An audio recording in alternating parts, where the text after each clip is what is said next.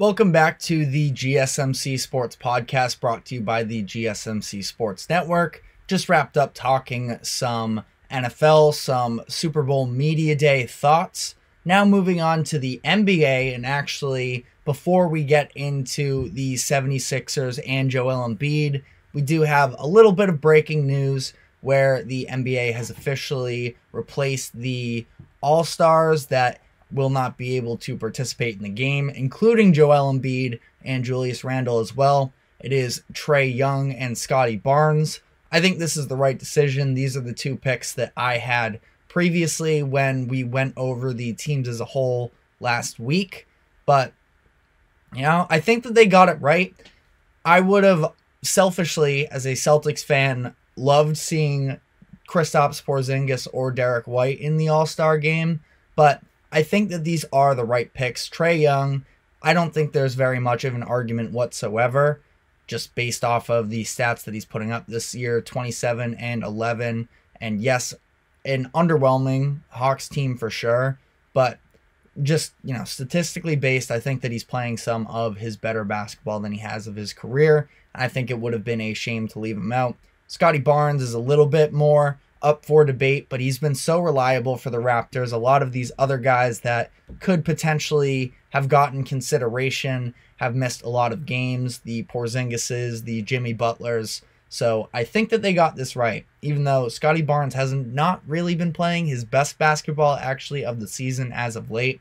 Didn't really like what I saw in that late game collapse against the Thunder a few nights ago, but not every night can be your best. And at this point, when you're going too deep into the reserves, things can get a little bit more controversial, I feel like, as far as traditional All-Stars. But again, I have no complaints. So moving on to the segment at hand here and talking about the Philadelphia 76ers. Embiid overwent surgery, I believe it was this morning, and they said that initially it is at least 4 weeks that he's going to be out. Prior to the surgery that took place, Shams reported that it was best case scenario for the 76ers 1 to 2 months. Now this 4 weeks is when he's going to be reevaluated, so very much a very slight chance that he's actually going to be back after 4 weeks. That's just when they can sort of reassess everything. And this is a little bit tough timing. Obviously, it's never good timing to lose your star player, but the trade deadline is this week. So, this waiting 4 weeks to see whether or not he has a chance to play doesn't really make it easy on deciding what to do this week, whether or not you should push, and especially given their overall contract situation, given that they have a ton of expiring contracts. They have just 3 players under contract after this season, and all of the factors that play into this. But the 76ers last night, they fell apart in the fourth quarter in their game against the Dallas Mavericks. The Sixers playing their third game without Embiid. So Philly led after the first 2 quarters, up by 4 points, and then they were outscored 65-45 in the second half. They end up losing 118-102, and it was really their offense that was really atrocious for them. They shot just 43% from the field and under 28% from the three-point line. The 76ers may be in for these offensive struggles going forward without Joel Embiid. Joel Embiid averaging 35 points a game. That's obviously very difficult to replace on the fly. You can get a game from first-time All-Star Tyrese Maxey, who went for 51 points against the Jazz over the weekend, and it's a temporary solution, but you can't expect that out of your second guy on a night-in, night-out basis, especially a guy like Maxey, who is still young, just entering his first All-Star season, and it's just a lot to ask. And he does a lot to initiate. He did last night. It was a lot of driving, and I think that Maxey's a great player, but Can he and the rest of this 76ers team keep them afloat enough to put them in the best possible position for when Joel Embiid comes back from injury? I think they can hold up fine defensively. Now, it hasn't been great in the game. They haven't had Embiid this season. I've always liked their backup center, Paul Reed, Basketball Paul. He's been a good energy guy for them. He's been very solid on the boards, grabbing rebounds for them. But it's a question of whether or not he can be the number one for them for an extended period of time. I thought that Mo Bamba gave them good minutes last night off of the bench as well, especially defensively. But there's just a lot of offensive limitations that come with really both of those guys. Reed, I think, is a little bit better. He can extend the game, extend his range, I should say, a little bit more than Bamba. But again, either one of them, they're not scoring 35 points a game, and that can't be the expectation. But somebody is going to need to step up for them in this time, and I'm just not sure whether or not they're going to be able to get that production from their big men, which sort of leads you to the question of, should they be looking to add a big man right before the trade deadline here? Should you be looking to build up the roster so that when Embiid does come back, that you can try and make a playoff run? Or is this now officially a lost season? In my opinion, I think that they should be looking ahead more so to next year. It's not that their team is bad this year. Like, I thought that they had about just as good of a chance as they have had in previous years. I thought that Maxey sort of knowing his role more with the departure of Harden and getting not really any stars for Harden in return, but at least getting a variety of different glue guys that they could put around Joel Embiid, and the way that Kelly Oubre has been playing for them this season, they could at least sort of hold up. But I still didn't have them as a top contender in the East. I thought that the Celtics were better than them. I thought that the Heat would be a scarier playoff threat. And even with all the turnover that's going on with the Bucks, I still think I probably would have gone in the direction of the Bucks over them as well. And now instead, they sort of find themselves in this weird position where they're currently the 5 seed. They're behind the Knicks and behind the Cavs as well, actually, interestingly enough. So they are in 5th place in the conference. They are 3 games ahead of the Indiana Pacers. They're 3.5 games ahead of the Orlando Magic, who hold that 7 seed, meaning the 3.5 game gap is the difference between them being a guaranteed playoff team versus being a play-in team. And to be honest, I feel like I'm a big fan of the Magic. I know they have some of their offensive struggles, but I think they can very easily sort of make up that ground and come back. Pacers haven't been playing their best basketball necessarily, but as Pascal Siakam sort of gets warmed up into it, I don't really trust the Sixers team without Joel Embiid really down the stretch of this year, which just adds a lot of questions to what should they be looking to do at the trade deadline. Ultimately, I think they're going to stay put and not really do anything. It can be difficult, the idea of telling Joel Embiid that this season is lost. You have to almost get his approval a little bit. I know there's been a little bit of friction between him and the front office in the past in terms of the talent that has been put around him in Philly. But I think that the idea of trying to rush Embiid back into a playoff run, given the fact that he's yet to really compete even 2 rounds straight without dealing with injuries as well. It's unfortunately just been the tale of his career, is dealing with all of these injuries. And now he's in a place where he's going to have to force himself back. I don't think it's a very good sign. I think they could very easily see themselves in the play-in tournament, or I guess best case sitting at like a 6 seed and having to go up against one of these better teams in their conference. I just don't think that it's going to play out well. And the way that it's all set up with the contract situation and the salary cap table, that they have. They just have so many expiring deals that I kind of feel like if you can maybe sell some of those off and try and get any sort of controllable contracts going forward, that might be the better way to go for them.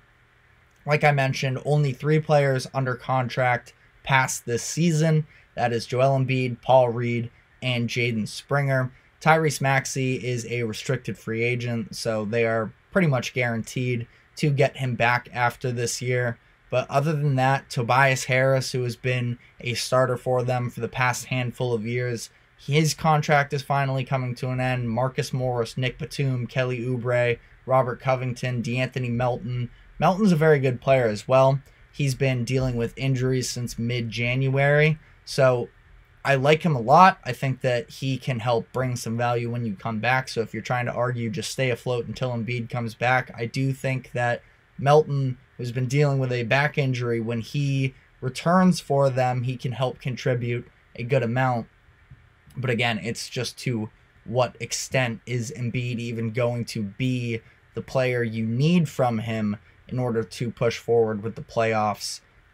So they have all these expiring guys. I mean, when you look at, first off, the Sixers as a whole, being 4-11 without Embiid so far this season, that's not a great trajectory. And now that's been a little bit more spontaneous games and missing a 2-game stretch or a 3-game stretch where you're not fully game planning your organization around having this monster scorer. And, you know, they are worse on both sides of the ball in those games. They're about 9 points per game worse offensively, while 7 points per game worse defensively in those 15 matchups that they haven't had Embiid so far this year. So you look at that and you look at sort of where this team is headed. You can probably talk yourself more into the idea of trying to sell off these options. I feel like how I view the situation with Embiid especially is the fact that he's going to be next year. This is somebody who has dealt with countless injuries all throughout the course of his career, and you're going to be asking him to, you know, try and come through this injury. I think that as a whole with Embiid, you are not really expecting him, and I obviously would never wish, you know, bad health on anybody, but I feel like projecting wise, what, you know, history would tell us is Embiid isn't going to be a player that's playing into his late 30s, his 40s, and, you know, at least not at the level of being a number 1 player on a contending team. So your window is just sort of inherently shorter given all that information, and you probably only have a couple seasons left where you think that Embiid can carry the load and be a finals MVP for you. So I think that you have to keep that in mind, and I think that ultimately you kind of have to look at it that next year is going to have to be the year for you.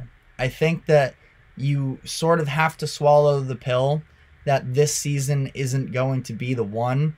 Tyrese Maxey is your second best player, and he's having an incredible all-star season. I think that you just kind of let him continue on his star development and see what it's like with him running the show for you, helping him step up in these big moments, because even without Embiid for the rest of the year, I don't think that they're falling anywhere outside of the play-in tournament. The 9 and 10 seeds are both multiple games under 500, the Chicago Bulls and the Atlanta Hawks. I don't think that the Sixers are going to full out free fall their way past the 10 seed. The Bulls and the Hawks have both been looking at potential trades to make. So I don't think that it's going to be that bad. And who knows, maybe if Embiid can miraculously come together, then maybe you can try it. I think you're better off just pushing all your chips in for next season, which, you know, there's a couple different ways to go about that. I think that if you think that Embiid is going to if you're Philadelphia and you think that Embiid is going to lead you to a championship, or that he can, you have to go in on next year. And that probably requires selling off a little bit. You have 3 tradable draft picks this trade deadline. You have all these expiring contracts. You might have to pay a lot. 2 guys that I talked about yesterday on the show as far as trade candidates, Alex Caruso or Bojan Bogdanovic.